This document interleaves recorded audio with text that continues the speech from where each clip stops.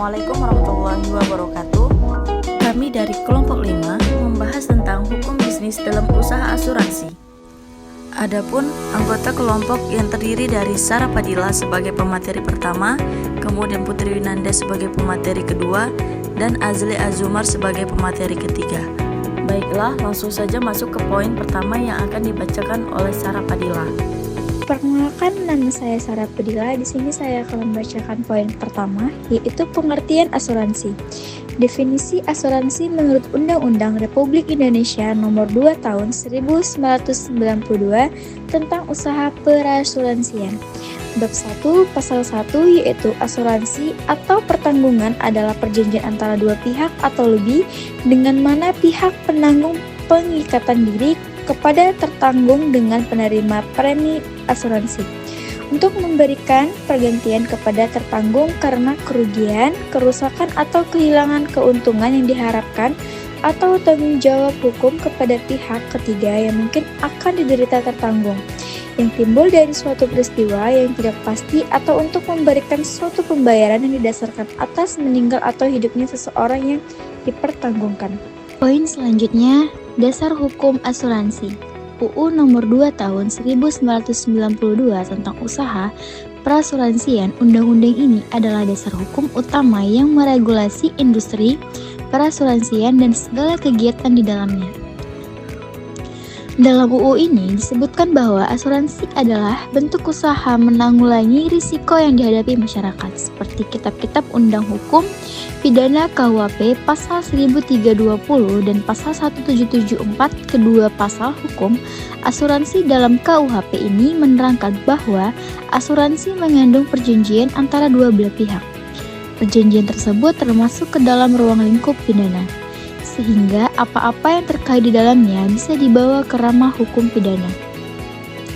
Kitab Undang-Undang Hukum Dagang KUHD Bab 9 Pasal 246 hampir sama seperti Undang-Undang Nomor 2 Tahun 1992 tentang perasuransian. KUHD Bab 9 Pasal 246 juga menjelaskan tentang jenis pertanggungan asuransi, batas maksimal pertanggungan, proses klaim yang berlaku atau penyebab batalnya proses pertanggungan, sehingga bagaimana pertanggungan dinyatakan secara tertulis dalam dokumen polis.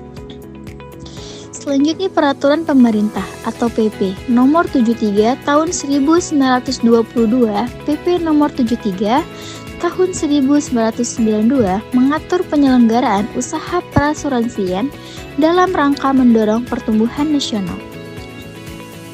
Dalam praktiknya, perusahaan asuransi harus berprinsip sehat dan bertanggung jawab.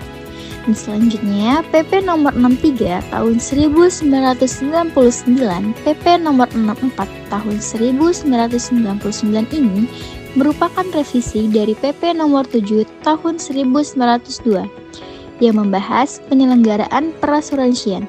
Perubahan tersebut terjadi dalam rangka menyesuaikan peraturan dan regulasi yang ada dengan perubahan zaman.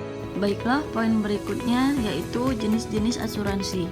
Yang pertama, perusahaan asuransi umum adalah perusahaan yang memberikan jasa pertanggungan risiko, yang memberikan penggantian karena kerugian, kerusakan, biaya yang timbul, kehilangan keuntungan, atau tanggung jawab hukum kepada pihak ketiga yang mungkin diderita tertanggung atau pemegang polis karena terjadinya suatu peristiwa yang tidak pasti.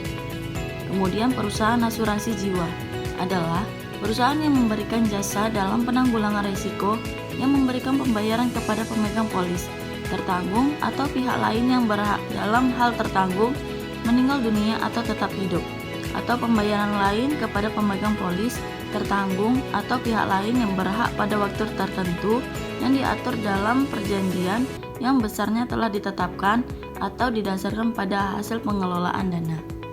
Kemudian perusahaan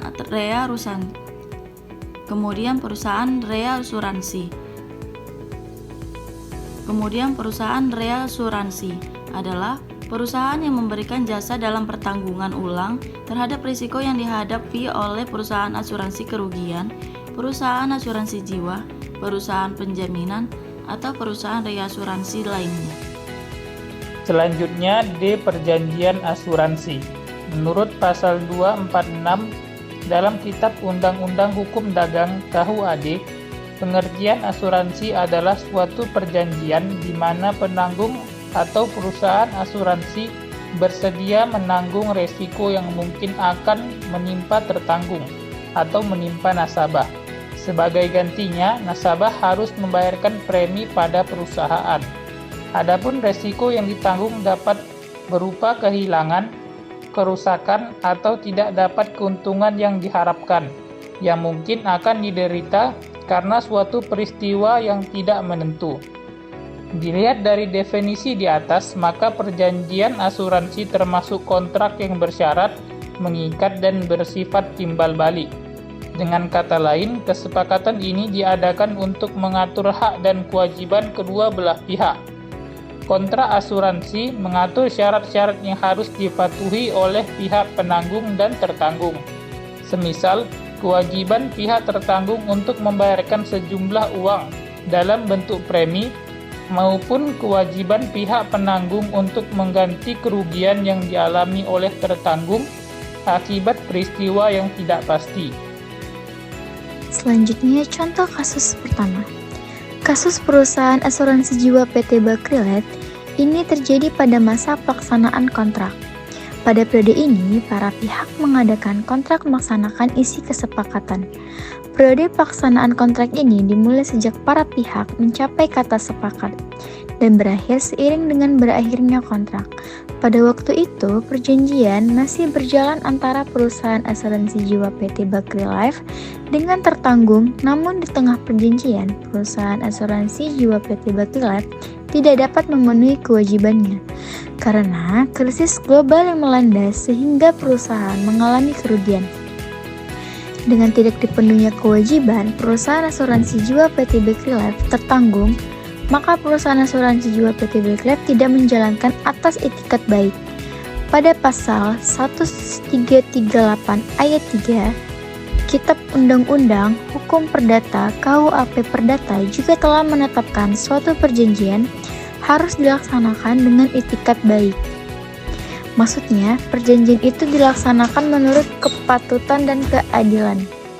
Itikat baik tidak harus diinterpretasikan secara gramatikal bahwa itikat baik hanya muncul sebatas pada tahap pelaksanaan kontrak. Itikat baik harus dimaksimalkan dalam keseluruhan proses kontraktual. Artinya, itikat baik harus melindasi hubungan antara pihak pada tahap prakontraktual, kontraktual, dan pelaksanaan kontrak. Di dalam hal ini, PT Bakri Life melanggar perjanjian asuransi yang awalnya menyatakan akan menginvestasikan dana tertanggung ke 90%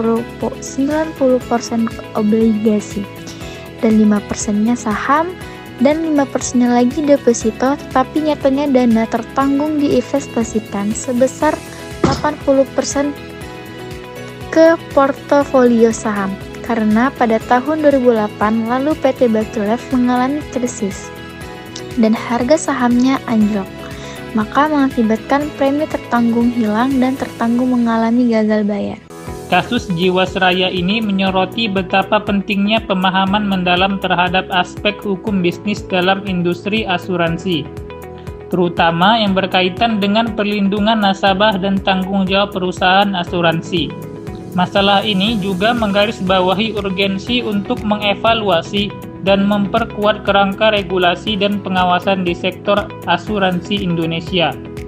Lebih jauh lagi, kasus ini membuka diskusi penting tentang literasi keuangan masyarakat Indonesia. Banyak nasabah Jiwasraya yang tertarik pada produk JS Saving Plan karena imbal hasil tinggi yang dijanjikan, tanpa sepenuhnya memahami resiko yang melekat pada produk tersebut. Ini menunjukkan adanya kesenjangan pengetahuan yang perlu diatasi melalui edukasi keuangan yang lebih komprehensif. Dalam konteks ini, studi kasus PT Asuransi Jiwasraya menjadi sangat relevan dan penting. Kemudian dalam contoh kasus 3, yang dimana terdapat PT Asuransi Jiwa Bumi Asih Jaya, yaitu masalah kesehatan keuangan perusahaan asuransi.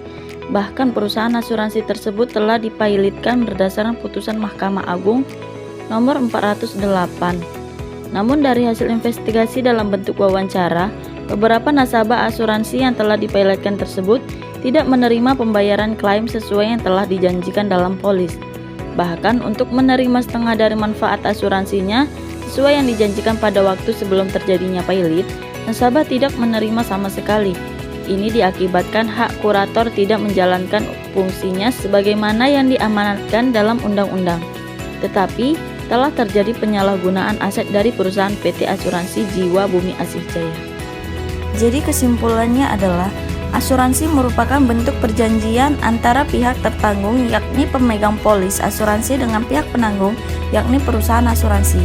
Pihak tertanggung berhak mendapatkan ganti rugi bila terjadi resiko finansial yang dalam perjanjian ditanggung oleh perusahaan asuransi. Resiko yang ditanggung asuransi dapat berupa kehilangan, kerusakan, atau tidak mendapat keuntungan yang diharapkan. Mungkin akan dideritanya karena suatu peristiwa yang tak menentu. Perjanjian asuransi termasuk kontrak yang bersyarat, mengikat, dan bersifat timbal balik. Dengan kata lain, kesepakatan ini diadakan untuk mengatur hak dan kewajiban kedua belah pihak. Kontrak asuransi mengatur syarat-syarat yang harus dipatuhi oleh pihak penanggung dan tertanggung. Semisal kewajiban pihak tertanggung untuk membayarkan sejumlah uang dalam bentuk premi maupun kewajiban pihak penanggung. Baiklah, sekian pemaparan materi dari kami. Kami ucapkan terima kasih.